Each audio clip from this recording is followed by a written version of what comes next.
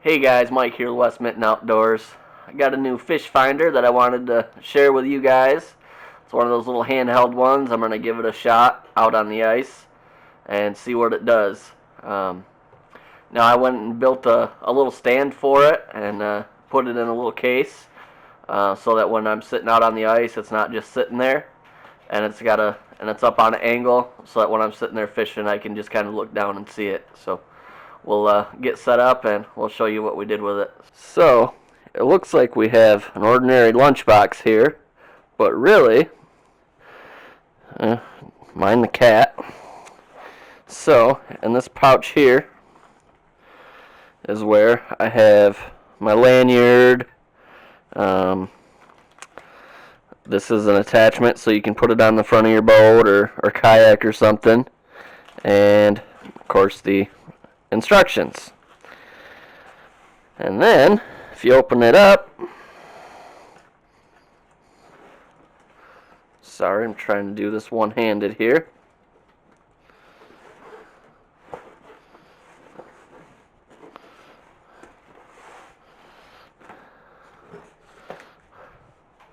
We've got the fish finder inside.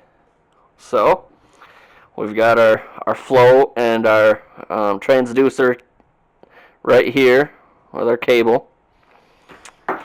And then this right here is the fish finder. And what I did was I installed a couple of magnets on the back of it with just some super glue. And I'll show you what I did with the stand here. So this was about 8 inches wide. So I measured from the tip of here to the bottom of this point, and then that's how I cut this 2x4. And I made that on an angle so that when this is standing up, just a second, I can look down at it and I can see the fish finder. And that right there is just a 4x4 box cover. You can get it at the hardware store down the electrical aisle. So I just put the fish finder right there so that I can see it. And then to power this guy on, you just hold this button and it'll turn on. You hold it for I think 5 seconds. And it should go, hold on. There we go. So you have to have it turned off, and then you hold the power button for 5 seconds, and it'll do kind of like a demo. So as you can see, that bar there, those are basically in tenths.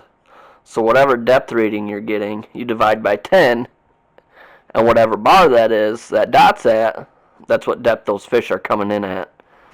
And you can basically see them. They come in on this end, basically under the transducer, and then they'll go away. So then we'll just kind of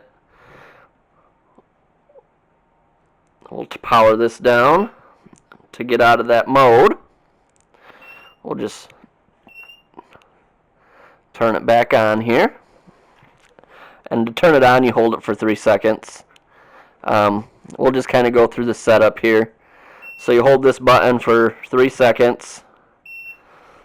And now you can see that kind of like a volume setting right there. And that is the... hold on a minute. This will time out if you don't do it quick enough. But basically that's the strength that you got it at. So you see if I hit enter, it'll go back down and then go back up. So we'll set that at like a 4, and we'll see what happens when we go out. This one right here, this is just a power saver. It'll turn this off when you're not using it, and just kind of save the battery. But the batteries should last quite a long time, so we'll just keep that off. This right here is your alerts. If you've got the fish underneath you, so if you want that to alert you when you've got fish swimming underneath you, we'll leave that on. This is the backlight. So I had this set to off, so that's not lit up all the time. But that's kind of a nice feature if you're in the dark and you wanna be able to see this better. You can just leave that backlight on.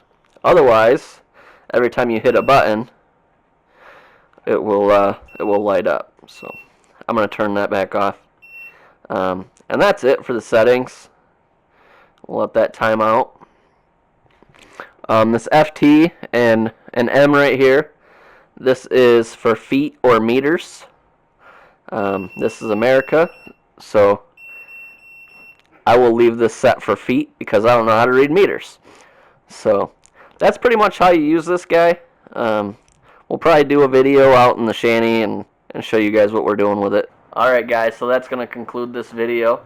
If you liked the video, go ahead and hit that like button, subscribe to the channel, and follow us on Facebook. Thanks for watching. Have a good one.